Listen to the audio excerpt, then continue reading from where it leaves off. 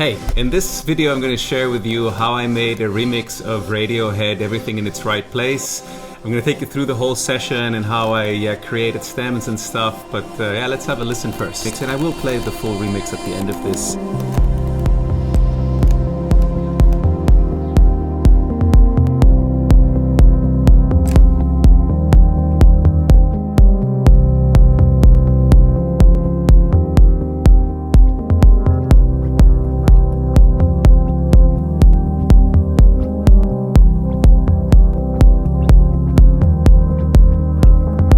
So I just made this for fun. I'm sure you've heard there's a version of it of, I think it's Reinier Zonneveld going around social media.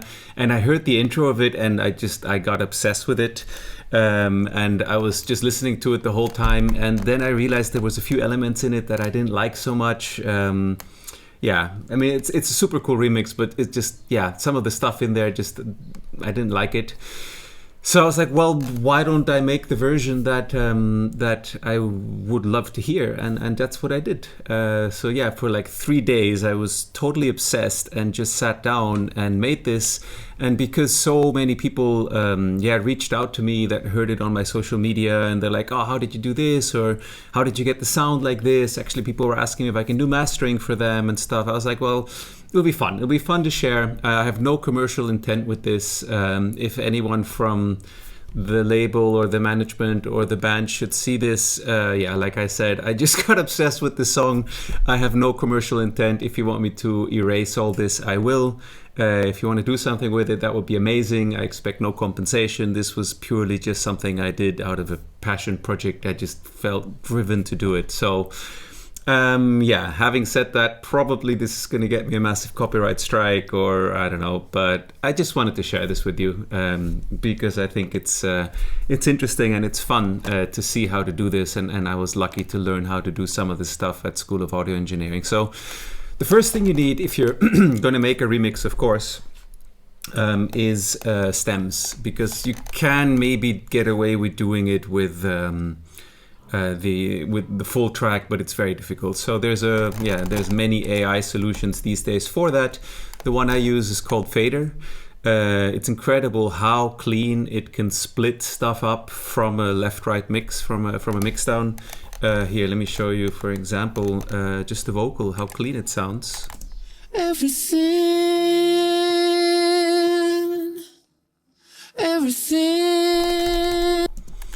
Or maybe the keys.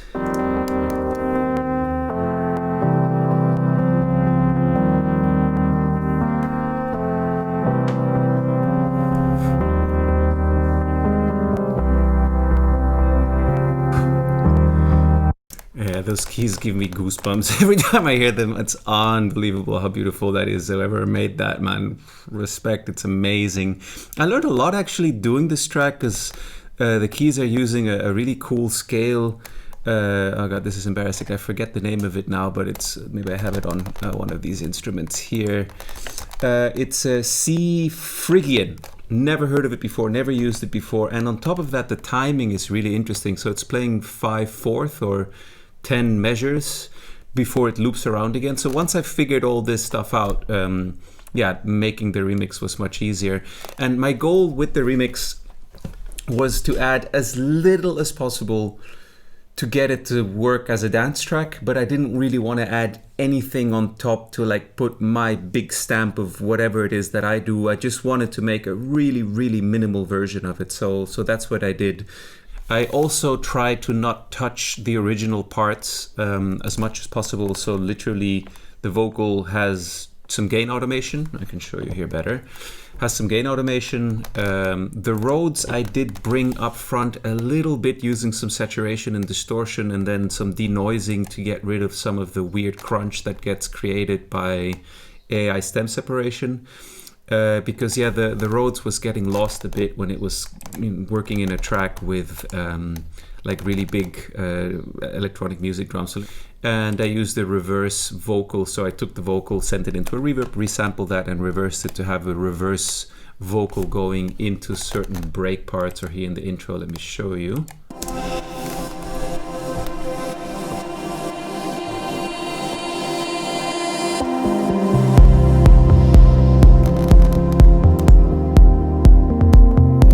tom is from an 808 clone that I have in the studio, the raw 8, which is a really cool sounding 808. I use the kick from one of my sample packs, which is the Quayman Kick 3.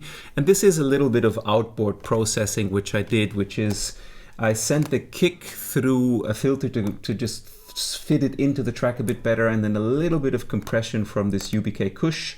And the bass line went through another filter and the Kush. I mean, they're not doing a huge amount, this hardware, but I wanted to have the option to just adjust these tracks into the mix with my hands rather than just having to do it with plugins.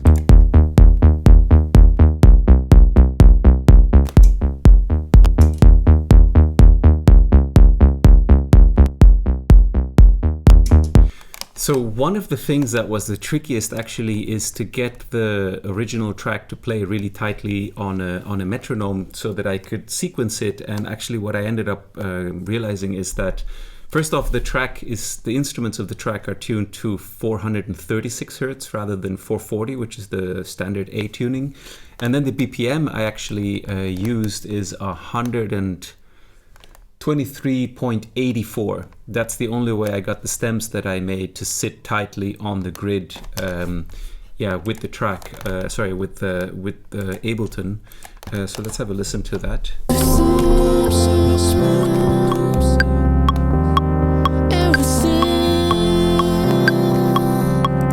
So what did I do to make the remix? And I will play the full remix at the end of this in full, so you can have a listen. So I added obviously kick drums, the very, very bare minimum, just to give it a pulse, and wherever I felt like there was important changes in the music, where there was a big transition, I generally tended to take the kick drum out, like here for example.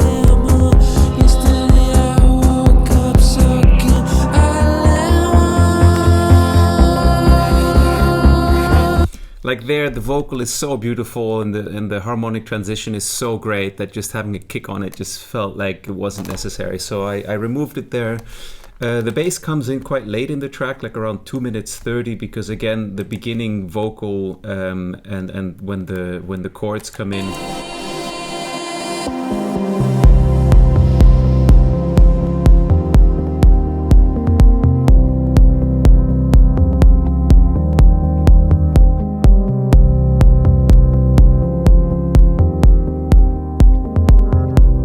I just didn't feel like it needed anything more than that. There's a bit of delay going on the vocal, and that's it. That's the beginning of the track. And then slowly here the vocals start to come in.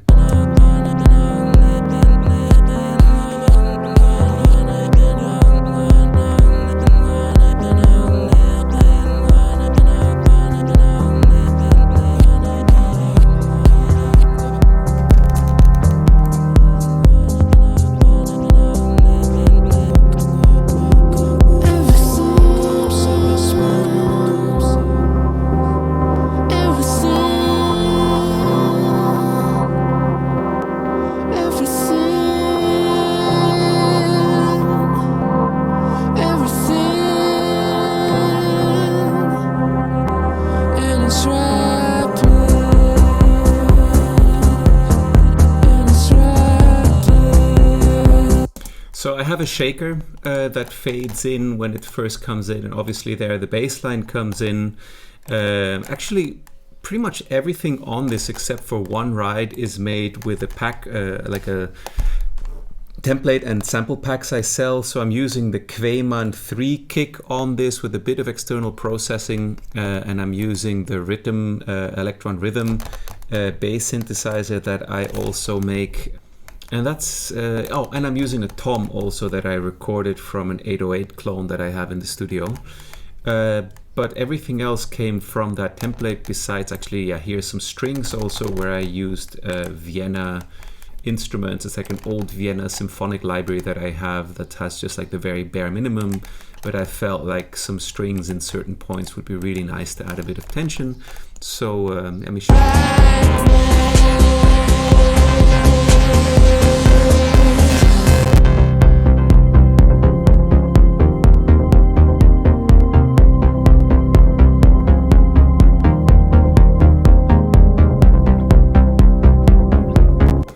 one element where I did add something that I guess you could say is kind of big is I added one synth line that's just giving it a little bit of push going into the first D part, which is this subharmonicon sound here.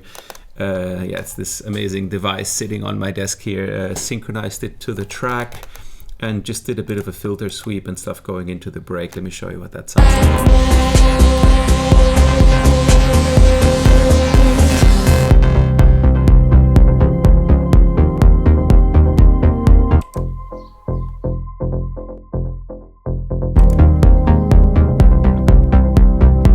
So again, it's just giving a little bit of rhythmic accents, but I tried to again put it really subdued and deep in the track so that it's quite mellow and not something that's just putting a huge stamp on the track, because obviously it doesn't need that. And then the final thing that I added is I took my Prophet 6 synth here, which is kind of the synth that I use for a lot of different stuff. I took the notes from the bass line. I added an Ableton chord on the MIDI, so it's just playing a fifth up, and that became this then.